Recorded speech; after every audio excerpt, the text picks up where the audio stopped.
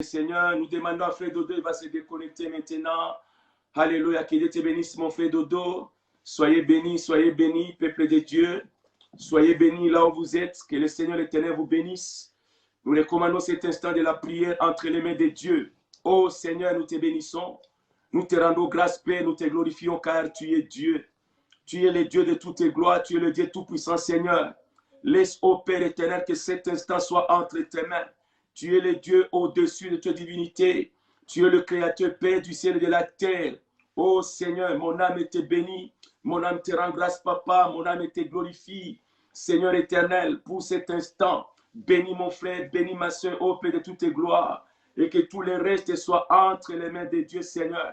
Père, nous te louons. Seigneur, laisse que maintenant, que cette parole qui va sortir, Seigneur, puisse être conduite, Seigneur, par ta présence, par ton esprit éternel Dieu. Que tout ce qui n'est pas de toi, Père, puisse être nul et sans effet dans les noms puissants de Jésus. Dans les noms puissants de Jésus. Oh Seigneur, reçois l'honneur, Papa, reçois la gloire, reçois la magnificence. Dans les noms puissants de Jésus, nous avons ainsi prié et nous disons tous Amen. Amen, peuple de Dieu. Amen, peuple de Dieu. Manifeste-toi là où tu es, là où tu es. Manifeste la présence de Dieu. Manifeste-toi pour la gloire de Dieu. Amen, amen, amen. Nous bénissons le Seigneur pour cet instant, ma sœur, mon frère. Et si nous sommes là, c'est pour la gloire de Dieu. Ô peuple de Dieu, l'obéissance vaut mieux que le sacrifice. L'obéissance vaut mieux que le sacrifice, peuple de Dieu. L'obéissance, ma sœur, mon frère, nous obéissons à la parole de Dieu. Nous obéissons à la parole de Dieu, ma sœur, mon frère. Dans cette obéissance, c'est pourquoi tu es là. Tu n'es pas devant un homme, tu n'es pas devant une femme, mais tu es devant le Seigneur l'Éternel. Le Seigneur nous a fait grâce de participer à sa gloire. Il nous a fait grâce de participer à sa présence. Ô peuple de Dieu, nous devons reconnaître la grâce de Dieu. Reconnaissons la bonté de l'Éternel pour tout ce que le Seigneur l'Éternel il fait et il accomplit dans nos vies. Il nous a permis aujourd'hui de participer à la journée d'aujourd'hui. Nous sommes le dimanche 17. Beaucoup de personnes ne sont plus là. Mais si toi tu es là, c'est la grâce de Dieu. Si tu es là, c'est la miséricorde de Dieu. Ô peuple de Dieu, nous allons partager la parole de Dieu. Le thème que nous sommes en train de partager aujourd'hui, ma sœur, mon frère, c'est comment avoir la force de s'emparer de sa bénédiction. Nous avons commencé un tout petit peu au peuple de Dieu le vendredi avec ce thème. Dieu voulant, nous allons finir avec ça aujourd'hui. Comment avoir la force pour pouvoir s'emparer de sa bénédiction. Le Seigneur nous a bénis, peuple de Dieu. Tu es un homme béni. Tu es une femme bénie. Le Seigneur t'a béni. Oh, dès le commencement, ma sœur, mon frère, de la création, Dieu avait béni l'homme. Dieu avait béni la femme. Et c'est la bénédiction de Dieu qui enrichit et il la fera suivre d'aucun chagrin. La bénédiction de l'Éternel, il ne la fera suivre d'aucun chagrin. Il est Dieu, le Dieu de toutes les gloires, le Dieu tout-puissant, le Dieu vivant. Ô peuple de Dieu, nous devons comprendre et connaître la parole de Dieu. C'est là que nous allons partir aujourd'hui. Nous allons lire, ma sœur, mon frère. Nous ouvrons la parole de Dieu. Nous sommes dans le livre de Deutéronome. Nous sommes dans le livre de Deutéronome. Deutéronome, ma sœur, mon frère. Nous allons lire Deutéronome chapitre 11. Nous sommes dans le livre de Deutéronome chapitre 11. Et nous allons lire du verset 8 jusqu'au verset 9. Deutéronome chapitre 11. Deutéronome chapitre 11, du verset 8 au verset 9. Comment avoir la force pour pouvoir s'emparer de la bénédiction de l'Éternel. Je lis au nom de Jésus-Christ. La Bible nous dit ceci.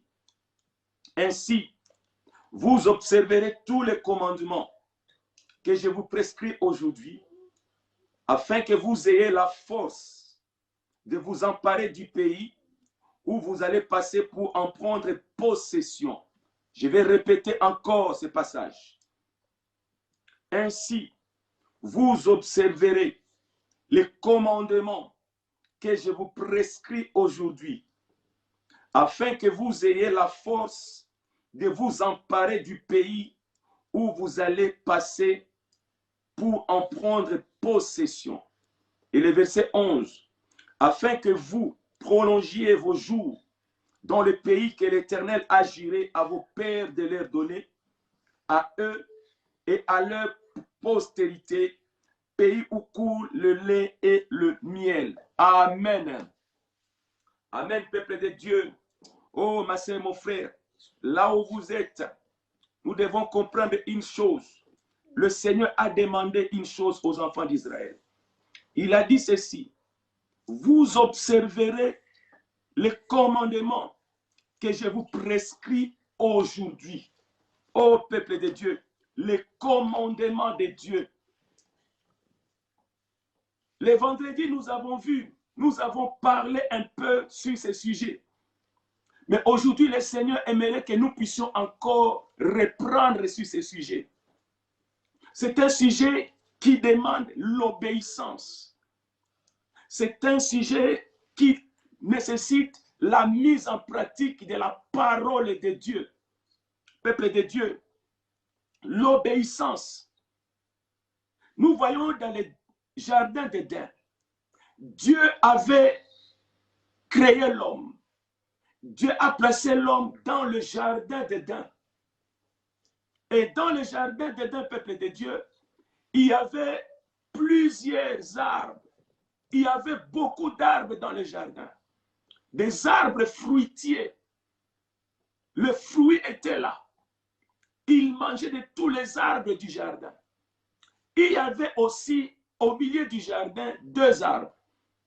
L'arbre de la connaissance du bien et du mal et l'arbre de vie. Peuple de Dieu, l'arbre de la connaissance du bien et du mal, Dieu a dit, Dieu a donné une parole. La parole que Dieu a donnée, Dieu a interdit à l'homme. Il a dit à l'homme de ne pas manger à l'arbre de la connaissance du bien et du mal. L'arbre en soi, le fruit de cet arbre, n'était pas du poison, comme nous avons vu la dernière fois. Ce n'était pas du poison. C'est-à-dire que tu pouvais manger cet arbre. Cet arbre-là, le fruit ne pouvait pas te tuer parce que ce n'était pas du poison, c'était un fruit. Et nous voyons que quand Ève avait mangé, le fruit était agréable dans la bouche, était bon à manger. Ce n'était pas du poison. Mais à quel moment cet arbre n'était pas bon à manger? Parce qu'il y avait une interdiction. Il y avait une parole qui était sortie. Il y avait un commandement, peuple de Dieu. Il faut écouter et savoir ce qu'on te demande de faire. Il faut faire ce qu'on te demande de faire. Que nous dit la parole de Dieu? Le problème a commencé depuis le commencement. On a dit à Adam, et Adam avait transmis à Ève. Dieu a dit à Adam, pour ce qui est de l'arbre, de la connaissance du bien et du mal, la parole, les commandements, les instructions qu'on lui a dit, peuple de Dieu, c'était de ne pas manger à cet arbre. Ce n'est pas que l'arbre, le fruit était un poison, non. Mais l'interdiction était telle que Dieu a dit, ne mange pas. Peuple de Dieu. C'est ce qui se passe aujourd'hui dans beaucoup de cas et dans beaucoup de situations. Même dans nos couples, entre un homme et une femme. Peuple de Dieu, dans nos églises, dans l'entreprise, dans la vie de tous les jours, il faut savoir, comprendre, écouter ce qu'on te dit. Qu'est-ce qu'on te demande de faire? Fais ce qu'on te dit de faire, peuple de Dieu. J'ai travaillé dans la restauration avec un responsable. Et mon responsable, par moment, il donnait des ordres. Et quand il donne des ordres, ma sœur, mon frère, et tu commences à poser encore la question, ma sœur, mon frère, à un certain moment, Je voyais notre manager qui nous disait, ne pose pas de questions, fais ce qu'on te demande de faire, peuple de Dieu, pour que les choses avancent. Quand tu commences à poser des questions, à savoir, ceci, c'est quoi cela, ma soeur, mon frère, les choses ne vont pas évoluer. Dans nos couples, dans beaucoup de choses, ma soeur, mon frère, il se passe des choses. Pourquoi? Parce que tu n'arrives pas, tu n'es pas à mesure, tu n'es pas réceptif. Tu n'es pas réceptif. Et même avec la parole de Dieu, c'est pareil. Dieu a dit, tu ne mangeras pas. C'était ça le problème. Et là, ici, aujourd'hui, le Seigneur éternel, il est en train de nous dire, Dieu nous parle. Ma sœur, tu es une femme bénie. Mon frère, tu es un homme béni. La bénédiction de Dieu, elle est abondante dans ta vie. Le Seigneur t'a doté de compétences et de capacités. Mais quelque part, tu es têtu. C'est que tu as du mal à mettre en pratique la parole de Dieu. Ce qui te manque, tu as tout devant toi. Dieu t'a tout donné. Le Seigneur t'a tout donné. Mon frère, Dieu t'a tout donné. Ma soeur, Dieu t'a tout donné. La vie que tu mènes n'est pas en réalité ta vie. D'autant plus que tu pries, tu vas à l'église, tu lis la Bible, tu écoutes la parole de Dieu. Cette parole qui bénit, la parole qui délivre, la parole qui brise les chaînes, la parole de Dieu qui est l'épée pour couper les chaînes et les liens, la parole qui est la clé pour ouvrir des portes. Comment se fait-il que tu te retrouves dans des situations par moments compliquées? C'est que dans ta vie, quelque part, Dieu, il nous dit ceci. Le Seigneur éternel, il dit, aujourd'hui, c'est toi et moi. Le Seigneur nous parle à nous aujourd'hui. Dans le livre de Deutéronome, c'est Moïse qui est en train de rappeler aux enfants d'Israël, il les rappelle les lois de Dieu, les ordonnances divines. Et aujourd'hui, le Seigneur aimerait nous parler. Dieu nous parle au peuple de Dieu. Dieu dit ceci, ainsi, vous observerez tous les commandements que je vous prescris aujourd'hui, afin que vous ayez la force de vous emparer du pays où vous allez passer pour en prendre possession. Ma soeur, mon frère, c'est-à-dire que vous devez avoir la force. Ma soeur, le mariage n'est pas un acquis. Tu peux être dans le mariage et souffrir dans le mariage. Mais pour posséder vraiment ton mariage, ma soeur, mon frère, pour que tu possèdes ton mariage, pour que tu te réjouisses dans ton couple, pour que tu sentes la joie, toute la bénédiction que Dieu a mis dans un mariage, ma soeur, mon frère, nous devons mettre en pratique la parole de Dieu. Il nous dit ainsi, vous observerez tous les commandements que je vous prescris aujourd'hui, afin que vous ayez la force de vous emparer du pays où vous allez passer pour en prendre possession. Avoir la force. Ma soeur, mon frère, la force, c'est la puissance. La force, c'est la capacité. La force, c'est le moyen. La force, c'est le pouvoir, peuple de Dieu. Pour avoir le pouvoir, pour avoir la force, pour avoir la capacité, pour avoir la puissance de récupérer ta bénédiction, récupère ton mariage, récupère ta maternité, récupère tes finances, pour récupérer ta santé, pour récupérer ta paix. Dieu t'a donné la paix, mais pour récupérer cette paix, récupérer même c'est doucement, ma soeur, mon frère. Mais ici, Dieu dit, nous devons mettre en pratique la parole de Dieu. Pour faire quoi? Pour nous emparer, s'emparer. J'ai consulté, j'ai lu dans les dictionnaires, peuple de Dieu. S'emparer veut dire prendre violemment, possession de quelque chose. S'emparer, se prendre violemment. C'est-à-dire, c'est une façon de conquérir. Tu vas à la conquête, peuple de Dieu. Parce que l'ennemi est là. L'ennemi ne va pas te permettre de vivre dans la paix. L'ennemi n'acceptera pas que tu sois dans la paix dans ton couple. L'ennemi ne voudrait pas que ta santé, tu aies la paix, que la santé soit parfaite. L'ennemi ne voudrait pas que tu puisses jouir des fruits de ton travail. L'ennemi ne voudrait pas que dans ta famille, tu as un mari, tu as une femme, tu as les enfants, que vous puissiez être dans la paix, dans la joie, que les enfants prospèrent au peuple de Dieu. Tu peux te retrouver aujourd'hui. Il y a quelqu'un, tu peux être dans le mariage, mais tu ne fais que graisser les dents au peuple de Dieu. Dieu est en train de nous dire, nous devons observer la mise en pratique. Ce n'est pas écouter seulement la parole de Dieu. Ce n'est pas suivre les directs comme nous faisons. Ce n'est pas prêcher la parole comme je prêche la parole. Ici, il n'est pas question d'être un ancien, un diacre, prophète, prophétesse, servante, serviteur de Dieu, apôtre, évangéliste, docteur, tout ce que nous avons, ma sœur, mon frère. Non, il est question de mettre en pratique la parole de Dieu. C'est-à-dire, cette parole que tu écoutes, la parole qu'on te dit, la parole, la manière dont la parole te demande de faire quelque chose.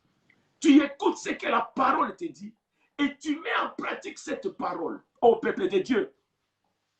Nous avons vu, ma sœur, mon frère, que le roi Assyrus, il avait organisé un festin et il a appelé tous les chefs, les responsables de ces provinces. Et quand il les a appelés, ma sœur, mon frère, pendant 180 jours, il avait exposé toute sa gloire, son armée, sa puissance militaire, l'équipement qu'il avait, sa ville, son royaume. Il a exposé le tout pendant 180 jours. Au bout de ces 180 jours, ils ont commencé la fête proprement dite. Pendant 7 jours, le temps de la fête. Mais jusqu'au 6e jour, personne n'avait vu la femme du roi, la reine Vassi. Mais le roi voulait montrer tout le monde, sa femme, le 7e jour. Le 7e jour, il a envoyé des personnes, des eunuques, ses responsables. Il a envoyé 7 personnes pour aller dire à la femme du roi, Vassi, la reine Vassi, que le roi a besoin de toi pour te présenter à ses invités. Ma sœur, mon frère, à la grande surprise du roi, la femme n'a pas fait ce que le roi lui a demandé de faire. C'était la reine.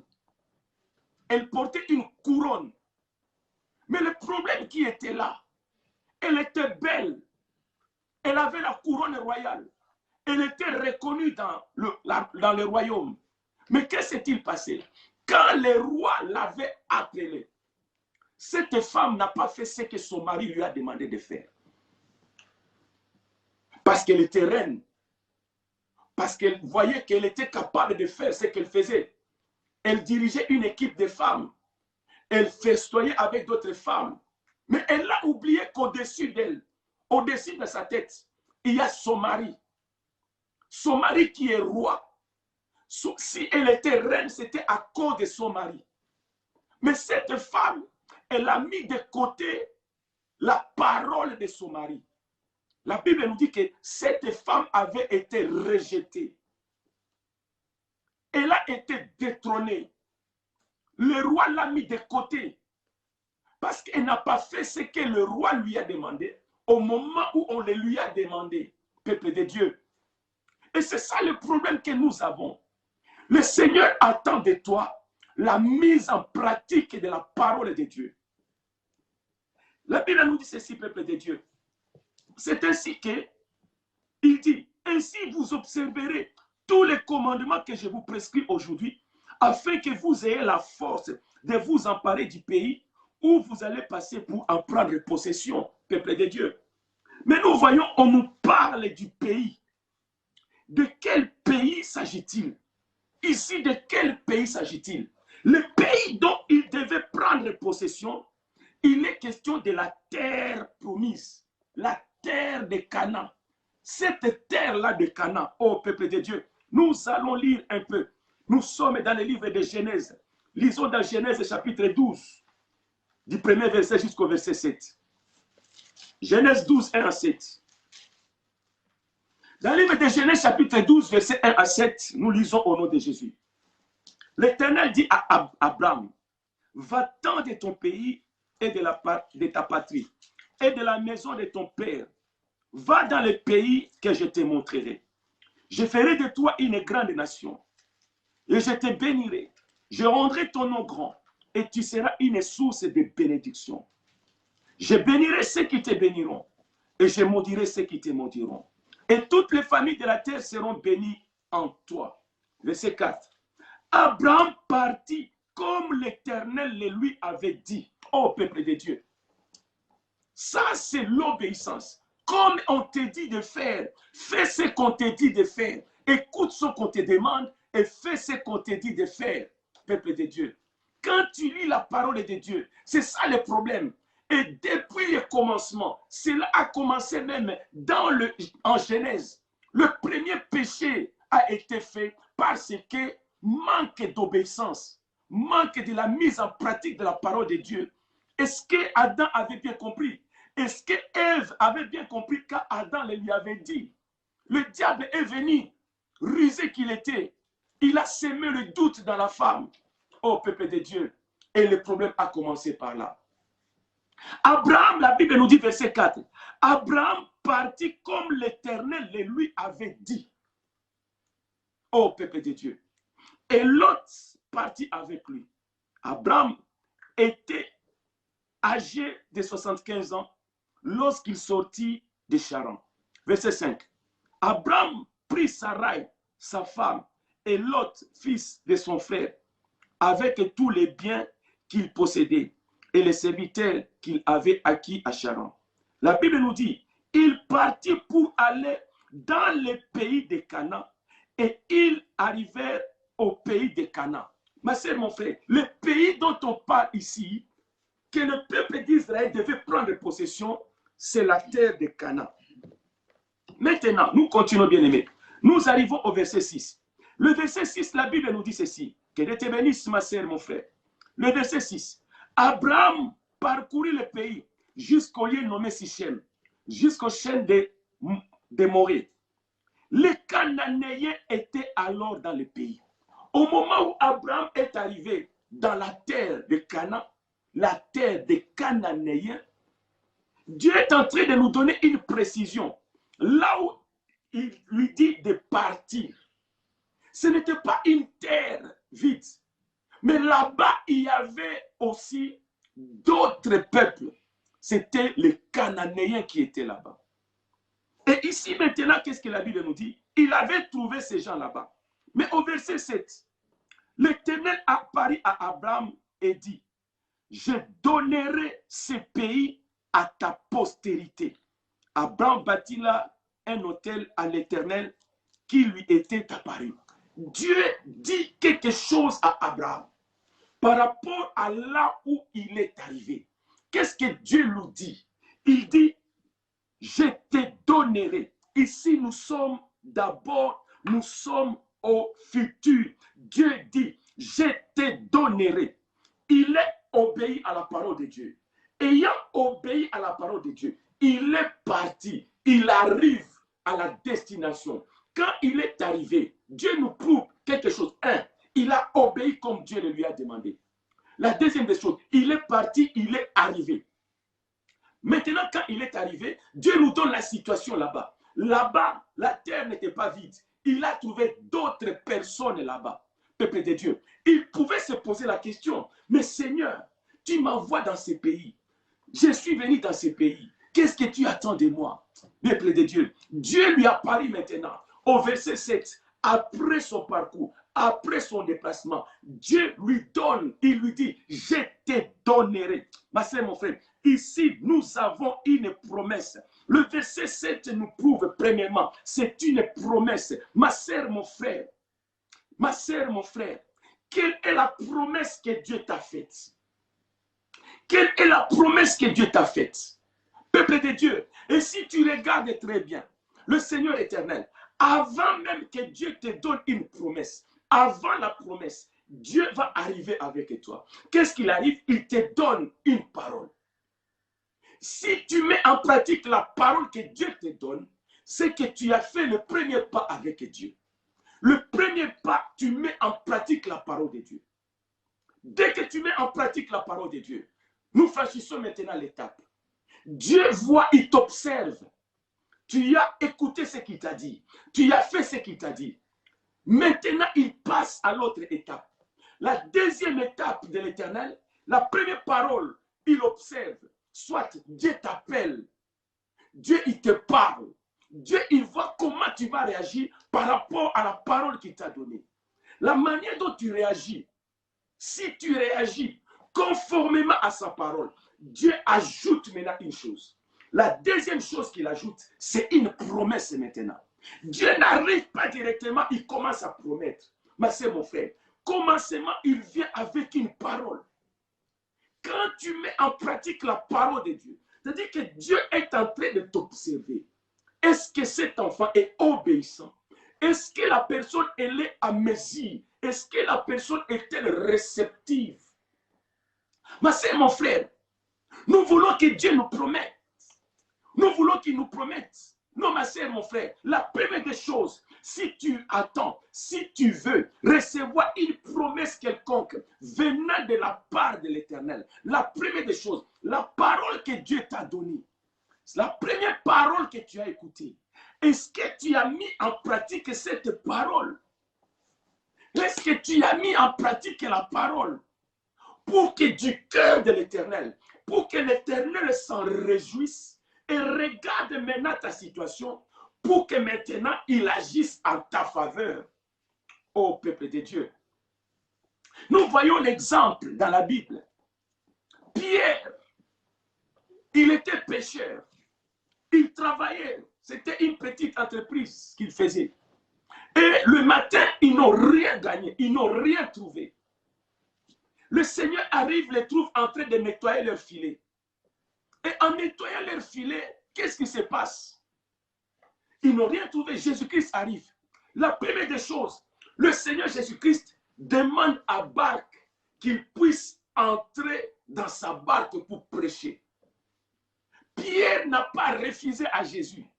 Pierre a accepté. Pierre a donné à Jésus-Christ sa barque pour que Jésus-Christ utilise sa barque et commence à prêcher la parole de Dieu. Ma sœur, mon frère, quand le Seigneur a vu Pierre accepter, Pierre a donné à Jésus sa barque pour qu'il commence à prêcher. C'est alors qu'après, le Seigneur regarde maintenant la situation de Pierre. Il se rend compte que cet homme, il n'a pas trouvé de poisson. Il avait une famille, il avait une femme, il avait des enfants, il avait des commandes. Oh ma sœur, mon frère, mais il n'avait pas trouvé quelque chose. C'est là qu'est-ce qui s'est passé? Le Seigneur Jésus-Christ dira maintenant à Pierre, avance en pleine eau et jette ton filet, peuple de Dieu.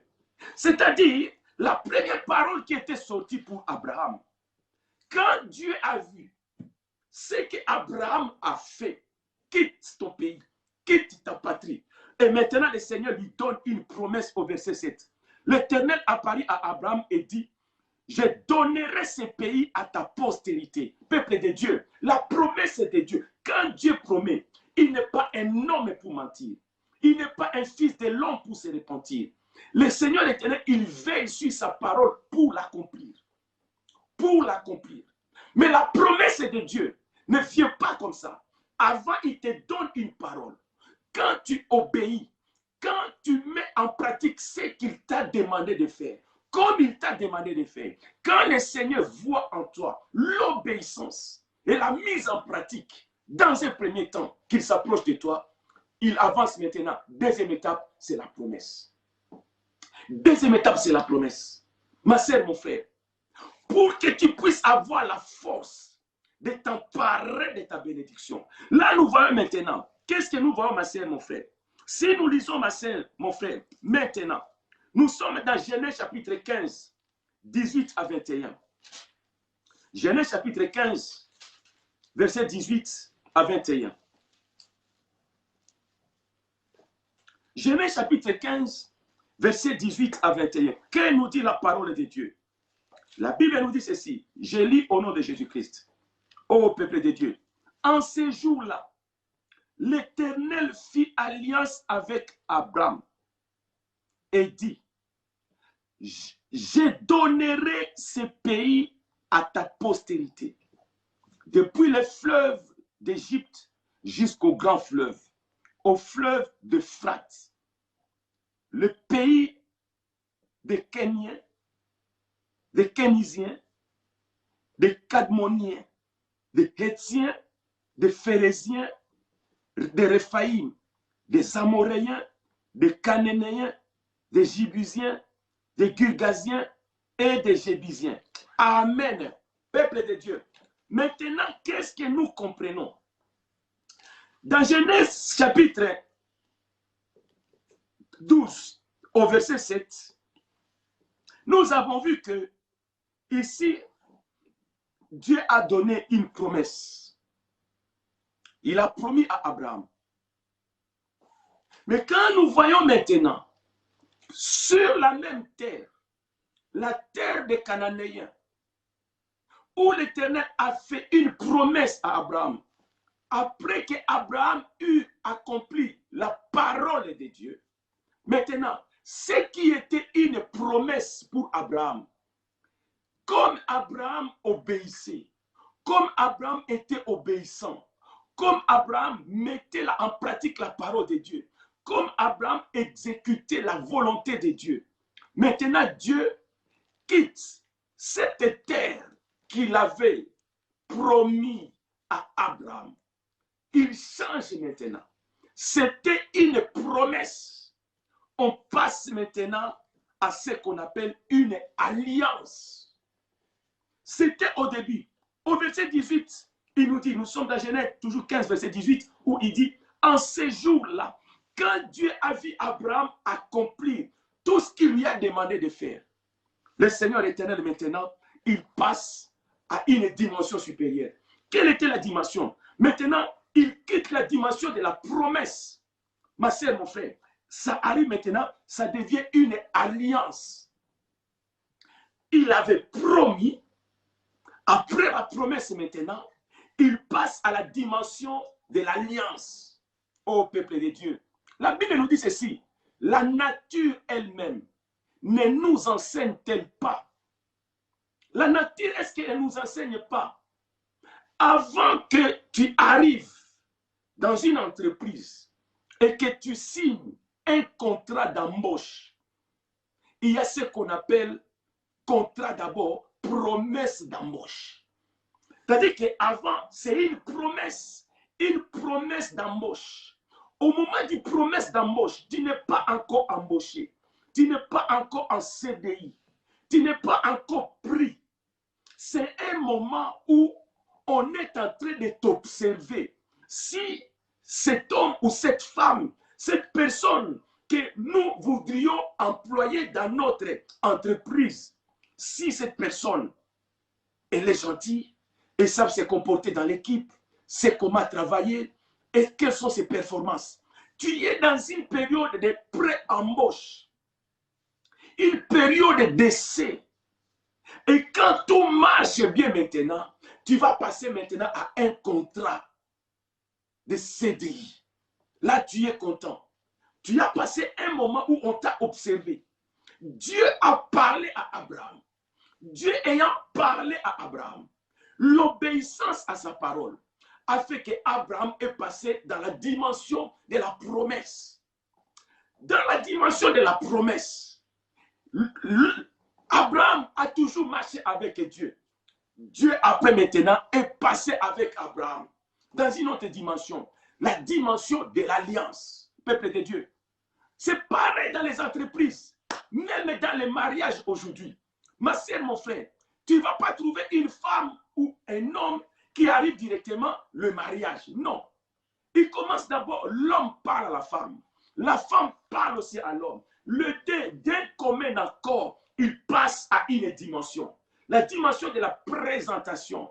Quand on parle de la présentation, où on peut appeler cela les fiançailles, c'est un temps où l'homme et la femme, ils sont en train de s'observer, où ils se donnent mutuellement des promesses. L'homme promet à l'homme, la femme promet aussi à la femme promet à l'homme, et l'homme promet à la femme. Tous les deux, ils se donnent des paroles. Au commencement, ils se sont donné des paroles. Maintenant, au niveau des fiançailles, ils se présentent. Le fiançailles, ce n'est pas encore le mariage. Nous avons vu cela le vendredi, peuple de Dieu. Je vais répéter pour ceux qui n'étaient pas là. Ma sœur, mon frère, le mariage, c'est quand l'homme honore sa femme avec une dot. Et la dot se passe entre deux familles. Le mariage est un accord entre les deux familles. L'homme apporte une dot. Le mariage est biblique. Le mariage est une institution divine. Quand l'homme quitte son père, sa mère, s'attache à sa femme et que les deux deviennent une seule chair, peuple de Dieu, ça c'est une institution. Nous sommes en train de voir tous les lundis le mariage ou la famille selon l'Éternel, selon la parole de Dieu, selon la volonté de Dieu. C'est l'homme et la femme. Ma sœur, mon frère, quand les deux familles s'unissent, c'est ça le mariage.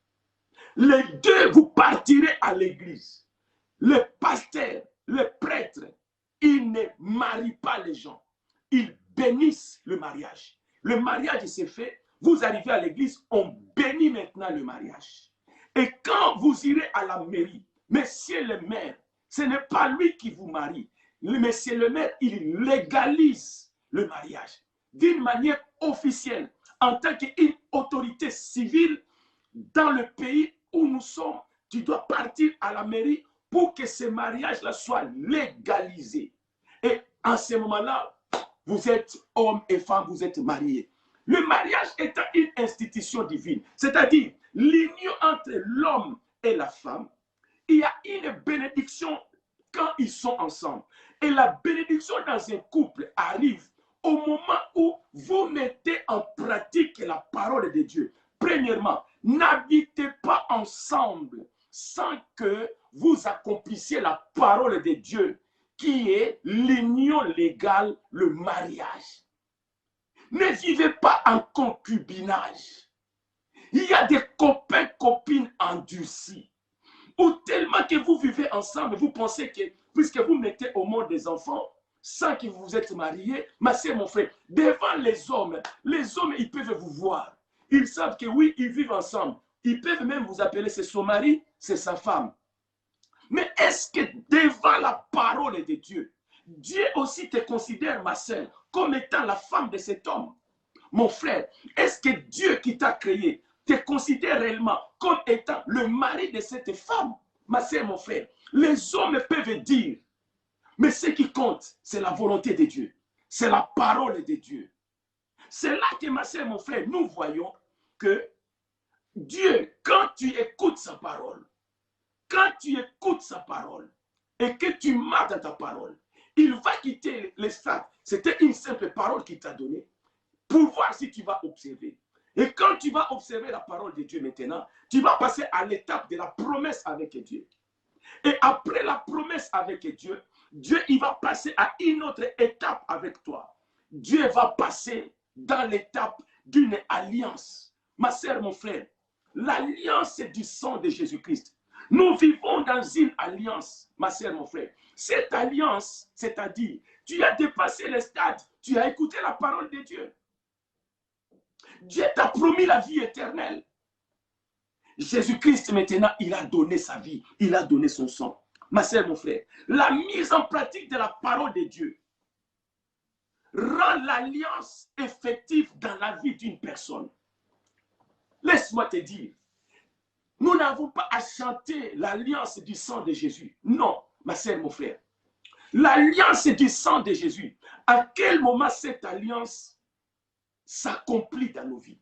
À quel moment l'alliance du sang de Jésus cette œuvre que Jésus-Christ a accomplie à la croix du Calvaire, cette œuvre s'accomplit dans nos vies au moment où tu mets en pratique la parole de Dieu. Peuple de Dieu, même dans nos couples, même dans l'entreprise, même dans la société, qu'est-ce qui se passe? Vous signez un contrat. C'est-à-dire, le contrat que tu as signé, tu dois marcher par rapport au clause du contrat. Dans le contrat, il y a des clauses, des articles. Tu es censé, par rapport à l'entreprise qui t'emploie, ton employeur, toi tu es un employé, ton employeur, toi et lui, vous avez signé un contrat. Pour que ce contrat tienne, ma sœur, tu dois marcher conformément à ce que vous avez signé dans le contrat. Pareil même dans un couple. Dans un couple où il y a un homme et une femme, ma sœur, mon frère, l'homme a sa part de responsabilité et la femme a sa part de responsabilité. Et nous arrivons dans l'église. Quand nous arrivons maintenant dans l'église, qu'est-ce que nous voyons? Dans l'église, ma sœur, mon frère, dans l'église, chacun met sa part. Nous devons mettre en pratique les clauses du contrat. Nous devons mettre en pratique la parole de Dieu. Alléluia.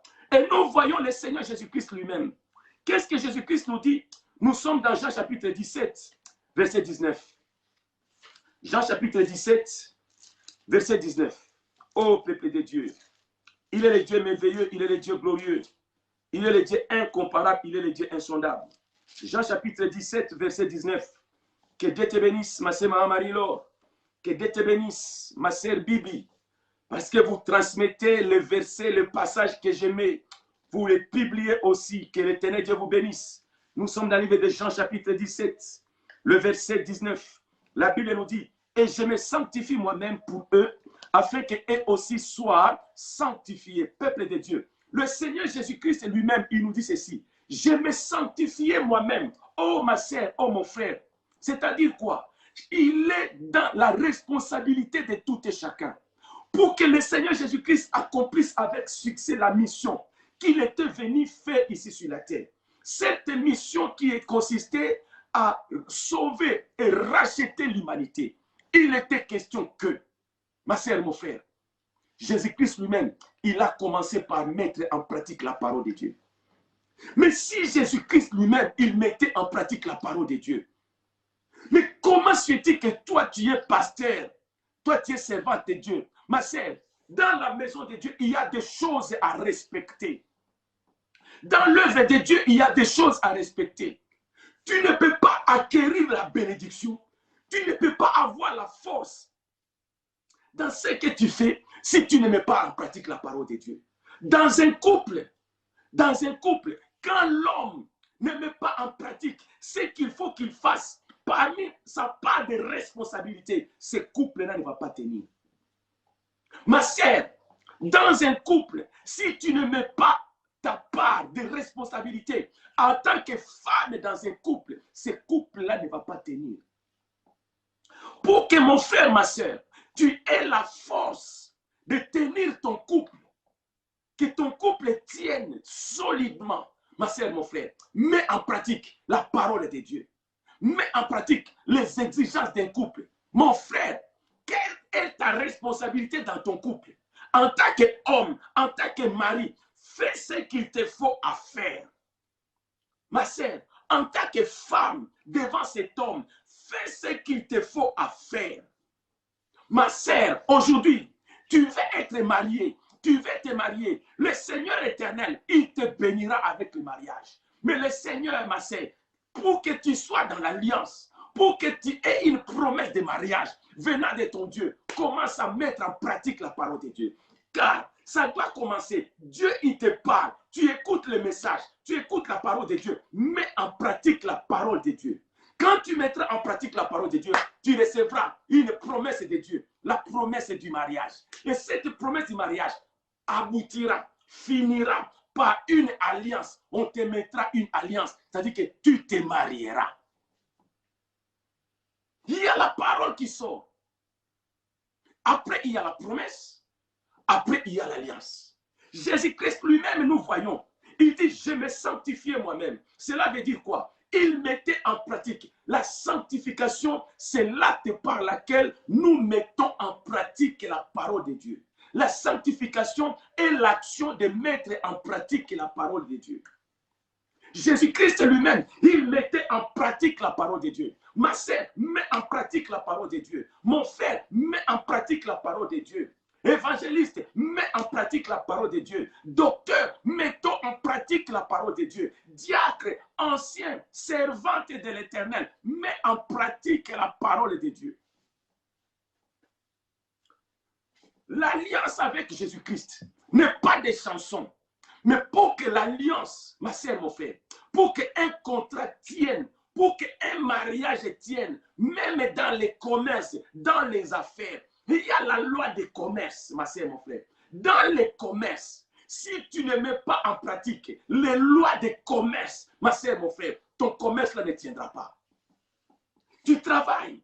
Dans ton travail, si tu ne mets pas en pratique les clauses du contrat, on te dit, tu commences le travail à 8 heures, mais toi, tu arrives toujours à 8h30, tu arrives toujours à 9 heures, tu arrives toujours à 10 heures. On finit le travail à 16 heures, mais toi, tu quittes plus tôt, tu quittes à 15 heures. Toujours, tu quittes, tu prends 10 minutes, tu prends 30 minutes. Ma soeur, mon frère, tu ne resteras pas longtemps sur ce travail-là. Parce qu'ils ne seront pas contents de toi. Oh, ma soeur, mon frère, le Seigneur Jésus-Christ, il dit ceci, que nous devons mettre en pratique la parole de Dieu. Nous sommes dans Matthieu chapitre 11. Quand nous arrivons dans Matthieu chapitre 11, nous allons lire les versets 12 au verset 13. Matthieu chapitre 11, verset 12 à 13. Matthieu chapitre 11, verset 12 à 13. Ô peuple de Dieu, écoutons la parole de Dieu. Matthieu chapitre 11, verset 12 à 13. Que nous dit la parole de Dieu? Jésus-Christ nous dit ceci. Matthieu chapitre 11, verset 12 à 13. Depuis le temps de Jean-Baptiste jusqu'à présent, le royaume des cieux est faussé. Et ce sont les violents qui s'en emparent. Car tous les prophètes et la loi ont prophétisé jusqu'à Jean. Peuple de Dieu, Jésus-Christ est en train de nous dire, qu'est-ce que la Bible nous dit? La Bible nous dit que les prophètes et la loi, ils ont parlé, ils ont prophétisé jusqu'à Jean-Baptiste.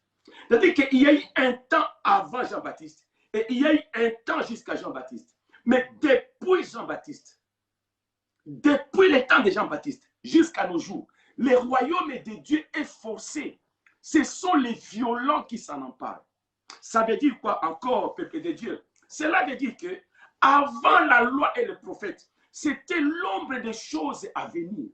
La loi et le prophète, la loi, la Bible nous dit que la loi possédait une ombre des biens à venir. La loi possédait, c'était l'ombre des biens à venir. La Bible nous dit encore que la loi, la période de la loi, la période prophétique, c'était une figure pour les temps actuels. C'était une forme, une représentation pour les temps actuels.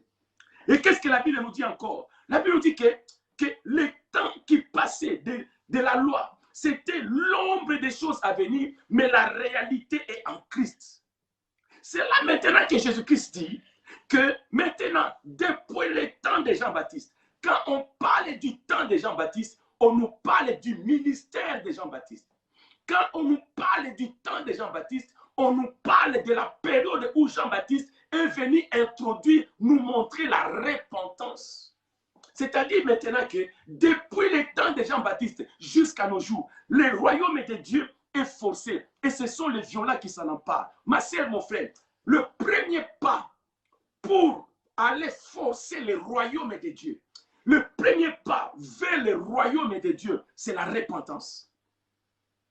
C'est pourquoi Jean-Baptiste est venu avec la repentance. Depuis tout ce que les gens faisaient, tout ce que tu as fait avant, Dieu te demande maintenant, ô peuple de Dieu. La Bible nous dit, sans tenir compte des temps d'ignorance, Dieu appelle maintenant tous les hommes, en tout lieu, là où ils se retrouvent, qu'ils aient à se repentir. Oui, ma sœur, mon frère. C'est-à-dire que depuis le temps de Jean-Baptiste jusqu'à nos jours, à partir du temps de Jean-Baptiste, c'est-à-dire le premier pas, la première chose à faire dans ta vie, ma sœur, pour forcer, pour s'approcher vers le royaume de Dieu, tu te dis que oui, je vais avancer, je vais aller accéder, entrer dans le royaume de Dieu.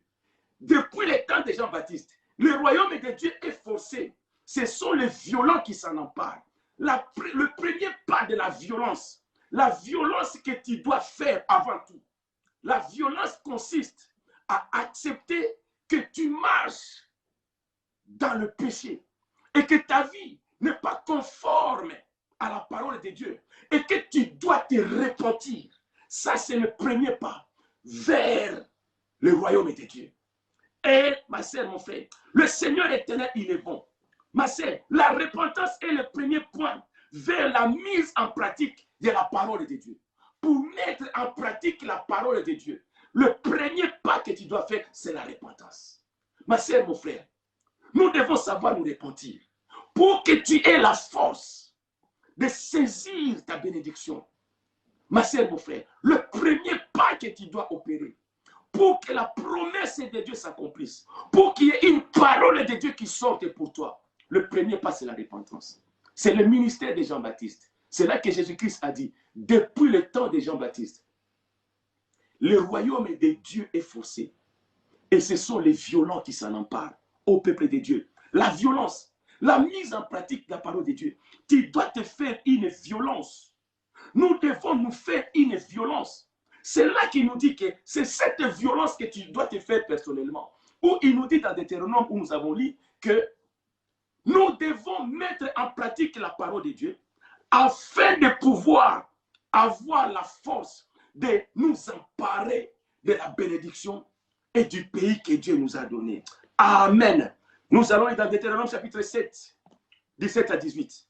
Deutéronome chapitre 7, Deutéronome chapitre 7, versets 17 à 18.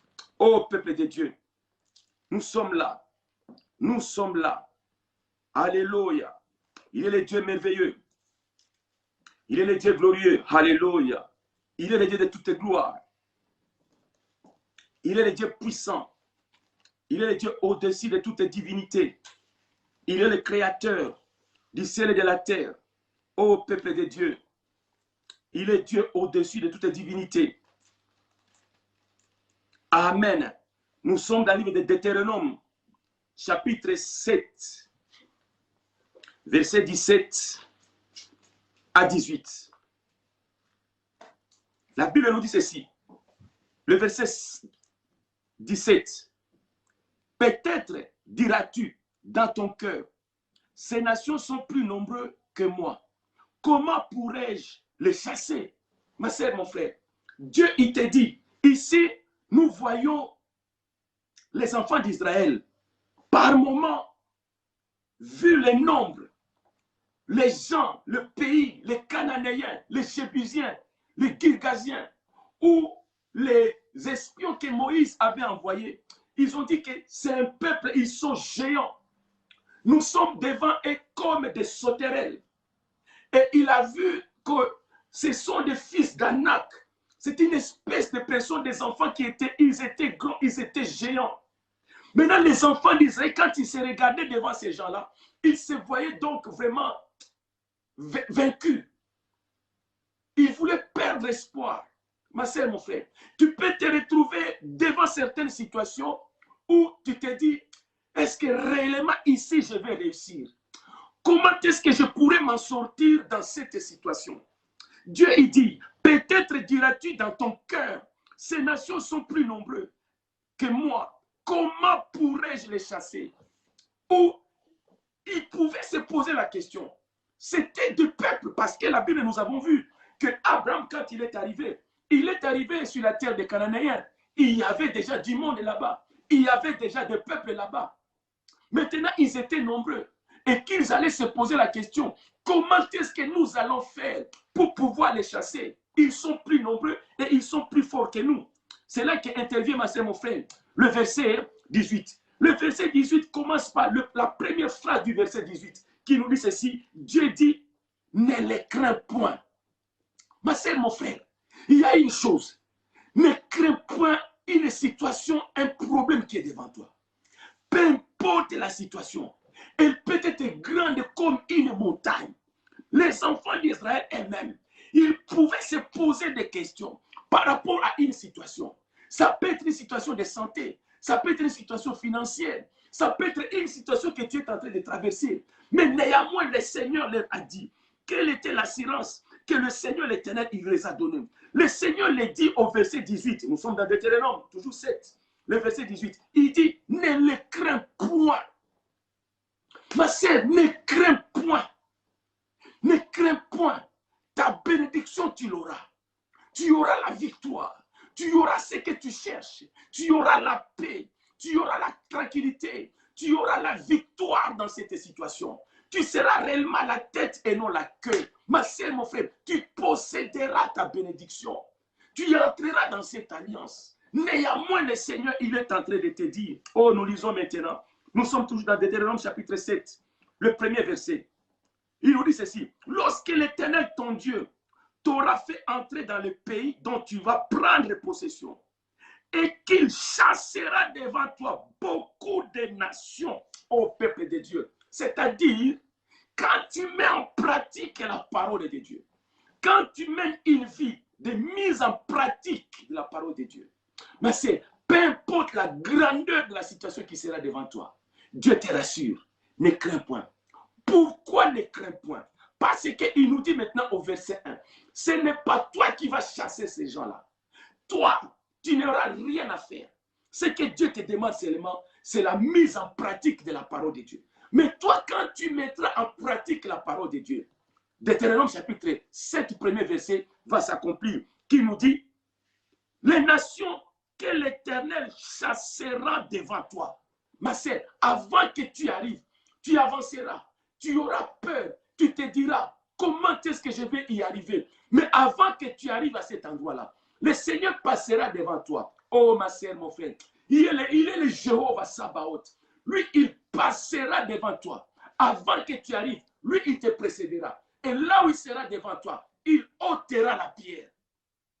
Lui, il ôtera la pierre devant toi. Nous voyons Marie de Magdala et les autres femmes, quand elles sont parties le matin cherchant à embaumer le corps de Jésus, elles ont acheté des aromates, mais elles se disaient, qui nous roulera la pierre? Ma sœur, mon frère, elles voulaient aller adorer, embaumer leur Seigneur Jésus-Christ. Mais en elles, il y avait une grosse pierre qui était devant elles. Elles ne savaient pas comment est-ce qu'elles allaient. Oui, elles ont les aromates. Elles sont là. Mais qui nous roulera la pierre? Ma sœur, mon frère, comme elles étaient dans la volonté de Dieu, peuple de Dieu, avant qu'elles arrivent au sépulcre, le Seigneur l'Éternel avait déjà envoyé un ange qui avait roulé la pierre et il s'est assis dessus. De peur que la pierre se déroule encore, revienne pour fermer. C'est là que Dieu avait envoyé un ange. L'ange a roulé la pierre. Il a ôté la pierre et il s'est assis dessus. Ma sœur, mon frère, peu importe la situation, ne crains point la situation. Car avec la mise en la pratique de la parole de Dieu, si tu vis dans la mise en pratique de la parole de Dieu, si tu vis dans la sanctification, avant que tu arrives, le Seigneur l'Éternel lui-même, il chassera. Il est le Dieu qui chassera. Il est celui qui chassera. Oh peuple de Dieu, il chassera tes ennemis. Et nous voyons aussi, ma sœur, mon frère, le verset 2. Qu'est-ce nous dit le verset 2? Le verset 1, il nous dit, il chassera. Le verset 2 nous dit, nous sommes toujours dans Deutéronome chapitre 7. Le premier verset, il nous dit, il chassera. Le deuxième verset, il dit ceci.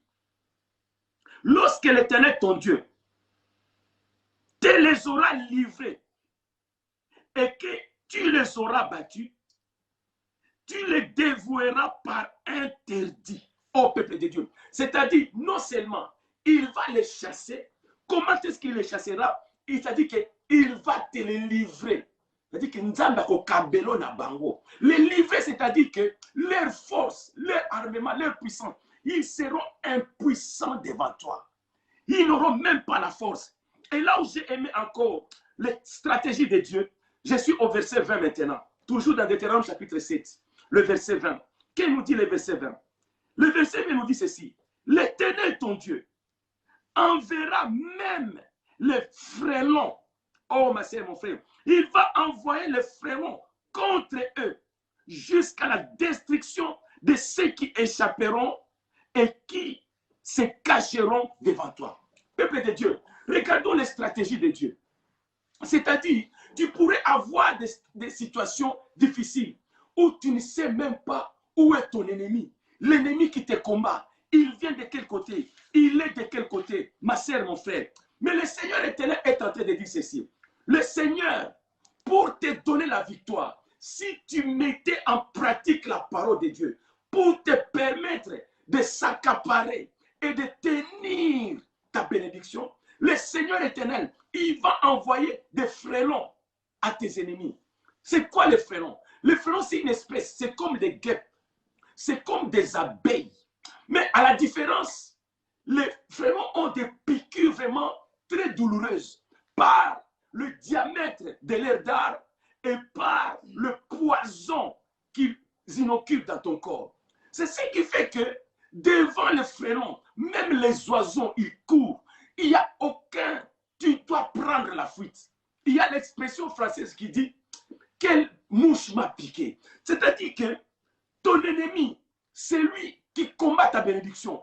Le Seigneur va lui envoyer des frelons, à tel point qu'il ne sera pas tranquille là où il sera. Il sera obligé de quitter, de lâcher ta bénédiction. Oh, je déclare sur toi, ma sœur, que toute personne maintenant qui prend possession de ta bénédiction, de ton mariage, de ta santé, c'est lui qui a pris ton mari en captivité, c'est lui qui a pris ta femme en possession, là où il se retrouve, que le Seigneur éternel lui envoie même des frelons, là où il est, tu ne sais pas où il est, tu ne sais pas où ta bénédiction elle est gardée, mais que la main de Dieu envoie des frelons à tes ennemis. Dieu il dit ceci, l'Éternel ton Dieu enverra même des frelons contre eux, jusqu'à la destruction de ceux qui échapperont et qui se cacheront devant toi. Ô peuple de Dieu, le Seigneur éternel, il est bon. L'éternel Dieu, il est merveilleux. Il est un Dieu glorieux. Ma sœur, mon frère, mettons en pratique la parole de Dieu.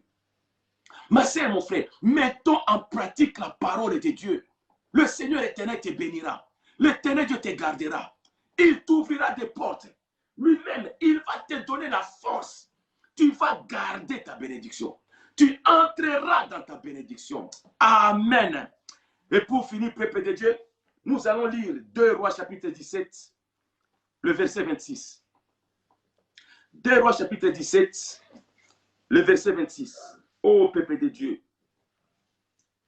2 Rois chapitre 17, le verset 26. Je lis au nom de Jésus-Christ. On dit au roi d'Assyrie, les nations que tu as transportées et établies dans les villes de Samarie ne connaissent pas la manière de servir les dieux du pays. Et il a envoyé contre elles des lions qui les font mourir parce qu'elles ne connaissent pas la manière de servir les dieux du pays. Ô peuple de Dieu, cette parole nous dit beaucoup. C'est-à-dire que le roi d'Assyrie, le roi de la Babylone, il avait emporté les enfants d'Israël. Il les a déportés. Cette déportation a fait qu'il a pris tout le monde, il est parti avec eux en Babylone. Mais quand il est parti avec eux en Babylone, la ville de Samarie, elle est restée vide. Pour que des bêtes sauvages ne viennent pas s'établir dans cet endroit-là, le roi est allé prendre d'autres peuples qui n'étaient pas les enfants d'Israël. Cette terre-là qui appartenait aux enfants d'Israël. Il priait Dieu, il louait Dieu. La gloire de Dieu et la présence de Dieu, l'Esprit de Dieu était présente dans la ville de Samarie. Quand maintenant il a déporté tout le monde, ils sont tous partis. La ville, elle est restée toute vide. Il a pris d'autres personnes, il les a amenées. Mais les gens qui sont venus, ma sœur, mon frère, ils sont entrés dans la ville de Samarie. Mais dans Samarie, il y avait un Dieu de Samarie. Le Dieu de Samarie était le Dieu d'Israël. Ma sœur, mon frère, comme ils ne savaient pas servir le Dieu d'Israël, l'Éternel a envoyé des bêtes féroces, des lions, des ours, qui venaient et qui commençaient à dévorer les gens. Oh, peuple de Dieu, qu'elle nous dit la parole de Dieu? Ma sœur, mon frère, Dieu est dans sa parole. Dieu est la parole. Ma sœur, mon frère, l'outil avec lequel nous servons Dieu avec la parole. La puissance de Dieu est dans sa parole.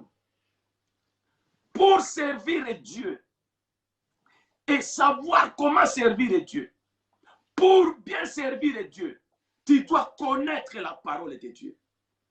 Et ce que Dieu attend de toi qui sers Dieu, c'est la mise en pratique de sa parole. Parce que Dieu est la parole. Il est dans sa parole. On le sert en mettant en pratique sa parole. Tu vas évangéliser avec la parole de Dieu. Tu prophétiseras avec la parole de Dieu. Tu es apôtre de la parole de Dieu. Tu es évangéliste de la parole de Dieu. Tu es ancien de la parole de Dieu. Tu es diacre ou ancien de la parole de Dieu. Tu es enseignant de la parole de Dieu. Il y a un seul ministère, le ministère de la parole de Dieu, qui se donne de 5 manières. La parole de Dieu, tu peux la donner comme un prophète. Tu peux donner la parole de Dieu comme un apôtre. Tu peux donner la parole de Dieu comme un pasteur. Tu donnes la parole de Dieu comme un évangéliste. Tu peux donner la parole de Dieu comme un enseignant. L'outil que nous utilisons, c'est la parole de Dieu. La manière de servir Dieu, c'est la mise en pratique de sa parole. Ils sont arrivés dans Samarie, mais ils ne savaient pas servir les dieux conformément à sa parole. Peuple de Dieu, tu es dans une église. L'église n'est pas n'importe quelle association. À moins que tu ne te dises pas que tu ne vas pas dans l'église. Mais si tu disais que tu vas dans une église, tu pars dans une église, dans l'église où tu vas, l'église a son Dieu. Tu dois avoir la manière de servir ces dieux-là. Apprends la manière, comment on sert les dieux. Tu dis que tu es dans une église. Quelle est ton église? Quelle est l'église? Aucun homme. Jésus-Christ a dit, tu es pierre et sur cette pierre, je bâtirai mon église. L'église appartient à Jésus. Et si tu te dis, tu es choriste, tu chantes dans une église, commence d'abord par apprendre la manière, les dieux de l'église. Parce que les dieux de l'église, pour les servir, tu les serviras dans la mise en pratique de la parole de Dieu. Ma sœur, prêcher n'est pas la mise en pratique de la parole de Dieu. Mais quand tu mets en pratique ce que tu prêches, là maintenant, tu sers les dieux toutes tes gloires, les dieux tout-puissants. Ma sœur, mon frère, nous devons faire très attention. Ils sont entrés dans Samarie, mais ils ne savaient pas comment servir les dieux de la Samarie. Tu es dans l'église. Ce n'est pas ton église, c'est l'église de Jésus. Dans cette église, il y a un esprit sur l'église. C'est l'esprit de Dieu sur l'église. C'est l'esprit qui dirige, le Saint-Esprit qui dirige l'église. Dans Samarie, il y avait l'esprit de Dieu. Comme les gens qui sont venus, ils ne savaient pas servir le Dieu de Samarie. Dieu a envoyé des lions. Ô peuple de Dieu, si tu te dis que tu es dans l'église, ma sœur, commence à mettre en pratique la parole de Dieu. Sinon, les dieux de l'église où tu vas, peu importe l'église des Panthères, des Montreuil, l'église des Lions, ainsi de suite. L'église là où tu vas, il y a un Dieu dans cette église-là. Si tu ne le mets pas en pratique, la parole de ce Dieu-là, il enverra des lions. Ma sœur, tu seras dévoré. Il t'enverra des frérons. Ils vont te piquer. Oh, peuple de Dieu, je vais lire un verset pour finir. Lévitique chapitre 20, verset 22. Dans Lévitique chapitre 20, verset 22, que nous dit la parole de Dieu? La Bible nous dit ceci. Lévitique chapitre 20, verset 22. Il est écrit, vous observerez toutes les lois et toutes les ordonnances et vous les mettrez en pratique afin que le pays où je vous mène pour vous y établir ne vous rejette point. Ma sœur, mon frère, il y a d'autres personnes qui sont rejetées. Si tu mets en pratique la parole de Dieu, ma sœur, mon frère, tu seras tranquille. Il y a d'autres personnes qui sont dans les couples, ils sont dans les mariages, mais le mariage les a rejetés. Ma sœur, mon frère, tu seras rejeté par le mariage. Car le mariage n'est pas l'institution des hommes. Le mariage, c'est l'institution de Dieu. Si dans ton mariage, tu ne mets pas en pratique la parole de Dieu, l'esprit de celui qui a instauré le mariage, il va te rejeter. Tu quitteras le mariage. Les gens, ils vont dire c'est le divorce, ma soeur, mon frère. Mais ils ne vont pas comprendre. C'est parce que toi, tu ne mettais pas en pratique la parole de celui qui a instauré et institué le mariage. Dans les commerces, dans l'église, dans toute ta vie, le Dieu qui a créé ton corps, la Bible dit, ne savez-vous pas que votre corps est le temple du Saint-Esprit? Peuple de Dieu, le corps même là que tu possèdes, le corps, il va rejeter ton esprit. Car un homme, c'est l'esprit qui possède une âme et qui habite dans un corps. Si tu ne mets pas en pratique la parole de Dieu, l'esprit là qui habite dans ce corps, le corps là qui appartient à Dieu, le corps là, il va te rejeter. Le corps va rejeter ton esprit. Et ça sera la mort, ma sœur et mon frère. Oh, peuple de Dieu. La Bible dit que allez-y là où je vous ai envoyé. Mettez en pratique la parole de Dieu. Si tu ne mets pas en pratique la parole de Dieu, le pays là même, le pays, il va te rejeter. Le pays, il va te rejeter.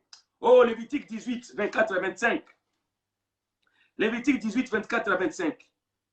Ne vous suyez pas. Ne vous suyez par aucune de ces choses, car c'est par toutes ces choses que se sont suyées les nations que je vais chasser devant vous, ô peuple de Dieu. Le pays a été suyé, je punirai son iniquité, et le pays rejettera ses habitants. Peuple de Dieu, le pays lui-même rejette. Ma sœur, mon frère, faisons attention. Pour avoir la force, pour rester tranquille, mettons en pratique la parole de Dieu. Il est le Dieu merveilleux. Il est le Dieu puissant. Il est le Dieu vivant. Il est le Dieu incomparable. Oh, peuple de Dieu, nous bénissons le Seigneur pour ces messages. Nous rendons grâce à Dieu. Ma sœur, mon frère, l'obéissance vaut mieux que le sacrifice. Ta présence devant la face de Dieu n'est rien si tu ne mets pas en pratique la parole de Dieu. Ta présence dans l'église ne sert à rien. Ma sœur, tu vas du lundi au samedi. Quelle est ta vie? Le samedi, tu étais où? Pour que le dimanche matin, mon frère, ma sœur, tu sois dans l'église. La Bible que tu prends pour lire, il y a un esprit dans la parole de Dieu. Cette parole est inspirée, ma sœur, mon frère, pour que les paroles qui sont dans la parole de Dieu s'accomplissent dans ta vie. C'est la mise en pratique de la parole de Dieu. Peuple de Dieu, tu peux donner des dons et des offrandes, mais tu ne vas pas acheter Dieu. Dieu, on ne peut pas les corrompre, ma sœur, mon frère. Tu peux acheter des vestes à un homme de Dieu. Tu peux acheter des pantalons à un serviteur de Dieu. Mais peuple de Dieu, le Seigneur l'Éternel, il est bon, il est merveilleux. Il est le Dieu glorieux, ô peuple de Dieu. Mettons en pratique la parole de Dieu. Et le Seigneur l'Éternel nous bénira. Amen. Amen, peuple de Dieu. Ma sœur, mon frère, nous bénissons le Seigneur. Là où tu es, commence à remercier le Seigneur. Commence à remercier le Seigneur là où tu es. Remercie ton Dieu. Remercie le Seigneur, le Dieu de toutes tes gloires, le Dieu tout-puissant, le Dieu vivant. Commence à remercier le Seigneur pour tout ce qu'il a fait dans ta vie. Commence à remercier le Seigneur pour sa bonté, pour sa miséricorde. Remercie ton Dieu, ô peuple de Dieu. Seigneur, nous te bénissons, Père. Seigneur, je te dis merci pour cette parole qui est sortie. Je m'abandonne moi-même entre tes mains. Je commencerai par le ministère de Jean-Baptiste, car tu nous as dit, depuis le temps de Jean-Baptiste, le royaume des cieux est forcé, et ce sont les violents qui s'en emparent. Seigneur éternel, je viens devant toi. Je commencerai d'abord par le ministère de Jean-Baptiste, qui consiste, Seigneur, à me repentir, Seigneur, de tous les mal et de tous les maux. Seigneur, je me réponds de tout mal que j'ai fait devant toi. Tout ce qui t'a offensé, Seigneur. Tout ce qui a suscité ta colère, éternel de Dieu. Père, que cette miséricorde se manifeste dans ma vie. Je me répands, éternel de Dieu. Je me répands, Seigneur. Je me répands devant toi, Papa. Oh Seigneur, ne me traite pas sur le mal que j'ai commis. Efface mes transgressions. Oublie mes iniquités. Pardonne mes péchés, Seigneur. Que ton sang, Jésus, me lave et me purifie. Pareil pour mon frère, Seigneur. Que ta miséricorde, éternel de Dieu, Père, regarde mon frère, regarde ma soeur. Seigneur, nous aimerions avoir une parole venant de toi, Seigneur. C'est pourquoi nous commençons à nous repentir. Nous aimerions une promesse venant de toi. C'est pourquoi nous nous repentons devant toi. Nous aimerions accéder, entrer dans ton alliance, éternelle Dieu. Ô Père de tout éclat. Car au commencement, Seigneur, c'est la parole, Seigneur. Après, quand nous mettons en pratique la parole, il y a la promesse qui arrive, ô Seigneur. Et quand nous continuons dans la fidélité et l'obéissance, nous entrons maintenant dans l'alliance. Ô Seigneur éternel, Papa, nous te bénissons, Père. Nous te rendons grâce, Seigneur. Bénis mon frère, bénis ma sœur, Seigneur, pour ces moments que nous avons passés devant toi. Bénis notre frère Dodo, éternel Dieu. Malgré que la technique était difficile, Seigneur, nous avons eu du mal à nous connecter au début. Mais après sa partie, Seigneur, nous savons qu'avec toi, nous ferons des exploits pour mieux faire prochainement, éternel Dieu. Oh, laisse que ce dimanche soit entre tes mains. Bénis mon frère, bénis ma soeur, Seigneur. Que toutes ces mains qui vont commencer soient entre les mains de Dieu. Dans les noms puissants de Jésus, Papa, nous t'avons ainsi prié. Et nous disons tous Amen. Amen. Amen.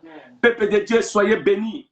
Dieu voulant, on se retrouve ce soir à minuit. On se retrouve ce soir à minuit où nous allons faire notre prière. Nous allons prier pour recommander toute la semaine prochaine qui commence entre les mains de Dieu. Entre les mains de Dieu. Que le Seigneur éternel vous bénisse et que la grâce de Dieu soit sur chacun de nous. Je vous souhaite tous un très bon dimanche. Bon dimanche chez vous à la maison. Que la grâce de Dieu soit avec vous. Au nom de Jésus-Christ, nous avons ainsi prié et nous disons tous Amen.